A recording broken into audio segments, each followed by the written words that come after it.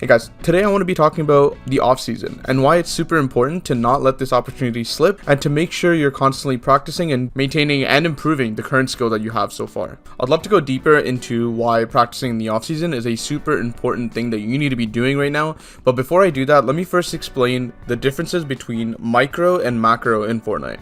So micro is your individual mechanical play. This includes things like builds, edits, making sure your movement is good, make your aim is a micro ability. All these different things fall under that micro category. These are the minor things, the tiny details, aka mechanics, right? Macro is the game sense, deciding to go dead side, making sure you have a good position for surge, your game sense, which side to tunnel on in endgame. This is super important to understand in order to understand why practicing in off season is really important. So let's ask ourselves, what are we doing when FNCS is in progress or about to happen, aka not the off season, right? We're mainly focused on scrims, and scrims, while they do help with micro in some capacity, they mainly focus on the macro of the game, right? So a lot of people tend to be decent at the macro because they spend so much time in scrims, but not so good at the micro.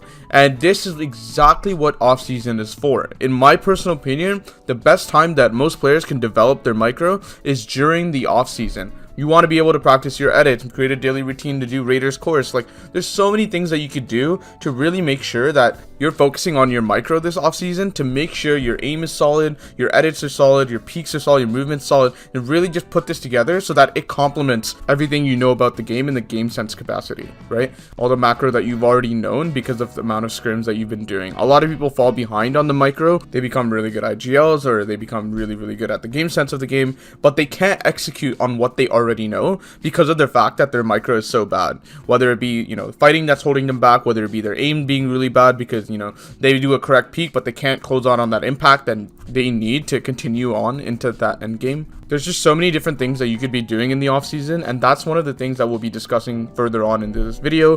All the different options you have to improve your micro ability in Fortnite. Now, before we get started, I really want to just mention that if you're a player that's really good at micro, maybe you're a wager player, but doesn't have the game sense required to succeed in FNCS or solo cash cups, then this is the complete opposite for you. Don't focus on your micro since you're already so good at it. Really try to up your game sense and improve it to an acceptable level where it's not holding you back anymore. With that said, let's get started with all the different options that you have at your fingertips to improve at your Fortnite micro abilities. So we have 3 different options here to improve your mechanical ability or your micro ability. The first option is to play Raiders Peace Control map and have it so that you play at least 20 minutes a day. It's so much better to do 20 minutes a day to build consistent improvement rather than the alternative, which is to play, 3 hours a week and then not play for the rest of the week. That is something that I feel that most people commonly do. They play a large amount in one day and then don't play to compensate, because they've done so much. They don't feel like playing for the rest of the week. I don't think this is good practice. You need to get into the daily routine, and then doing it every day is really beneficial. When you do something consistently and do a little bit every day, it's really beneficial as compared to doing a lot in one short period of time.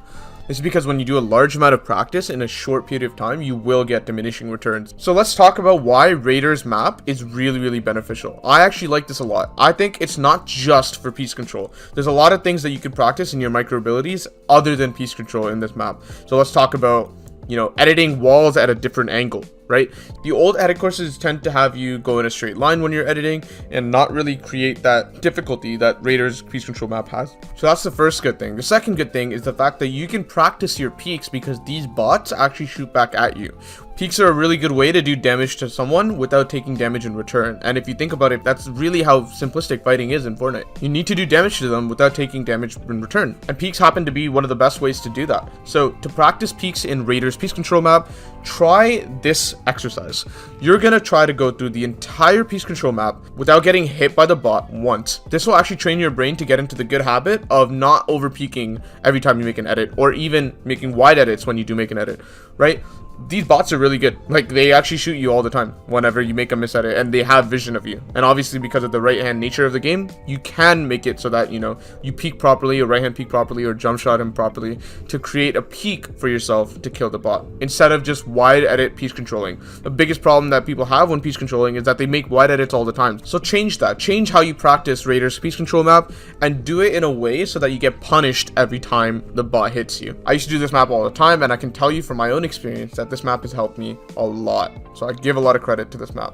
The second thing that you need to be doing to improve your micro ability is aim duels. Now, funnily enough, Raiders has a map for this as well. So here's the code for that one. And aim duels is a really important aspect of fighting in Fortnite, because sometimes you do need to force a 50-50, or a 50-50 is forced onto you and you don't have an option but to hit him back. You have to shoot, you have to hit your shot, and sometimes this is the only option that you have. You don't have an escape, right? So aim duels can help you in this situation because you've put hours of training beforehand, before you're in a situation in a tournament where you have to win a 50-50, and you practice your aim in this exact scenario. Raiders actually does this a lot, so this explains why his aim is really good, and his mouse control is really good. And practice it in game can offer benefits that aim trainers cannot. So a lot of people have found that practicing the aim trainers provided in game provide a lot more comfortability with your micro skill, in the sense that you have to practice your movement during aim duels. And obviously practicing your aim while strafing left to right to dodge the enemy shots is a whole different beast. This is something that aim trainers do not typically provide, and even if they do provide it, you don't have the same movement speed and the same feel of the game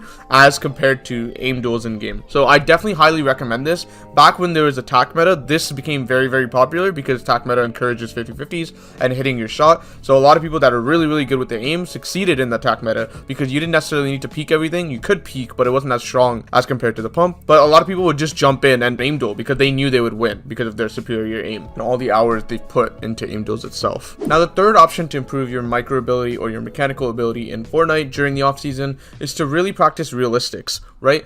And I think that realistics is a really good option because of the fact that, you know, compared to arena, realistics has a lot more reps per time that you spend in the practice session itself. For example, you might get 100 fights in an hour in realistics as compared to 20 to 30 fights in arena. Like, it's really beneficial to have more reps sometimes, especially if you already know what the problem is. For example, if the problem is that you always make wide edits and you're not making as many window edits, you know, tiny right hand peeks, then you know that, okay, let me just go into realistic and let me practice that one aspect of my game instead of going to arena and finding a person every 5 to 10 minutes and then, you know, practicing one window edit rep. That's not a good effective practice routine. I personally think realistics have pros and cons as compared to arena. Arena is more realistic than realistic, if you will, because of the fact that sometimes usually people get a beam, they get jump on you. It's actually held in the real map, so there's elevations. And mat count being a thing, you know, the fact that you have to farm every now and then and be aware of your mat count. So like, there's a whole bunch of different things like this. So while that is the case, realistics has its benefits. It's the fact that you can practice so many reps in a short amount of time. If you do know what your problem is in fighting and you want to fix something specific, realistics is a really good place for you to go ahead and fix that problem. I highly recommend that you do this a little bit every day as well. This can be really beneficial for your fighting abilities and, you know, your awareness of your own mat count as well, which is something that I find that a lot of intermediate players don't tend to keep track of. So yeah, guys, that's the video. These are the top 3 things that I highly recommend that you do during the off season and not just be AFK. Obviously, everyone needs a break, and if you do need to take a break because you feel burnt out, by all means do that. By no means am I encouraging you to non-stop play throughout the entire year. Everyone needs a time off. But when you do come back, these are the things that you can do to make sure your mechanical skill is up to par. Because when scrims get started up again, you won't have as much time to focus on these things. You should totally spend at least a little bit of time even during scrims, but I would love it if you had like 8 hours a day to just practice your micro habits and make sure your mechanical skill is not the thing that's holding you back anymore. Now, a lot of people might ask me, okay, how do I stay motivated to do all of these things? Off-season is a really dry time for competitive and there's nothing going on. So how do I stay motivated to do these things? Lucky for you, my very next video is on exactly that topic, how to stay motivated to grind Fortnite. With that said, thank you guys so much for watching my video, and I will see you guys next time.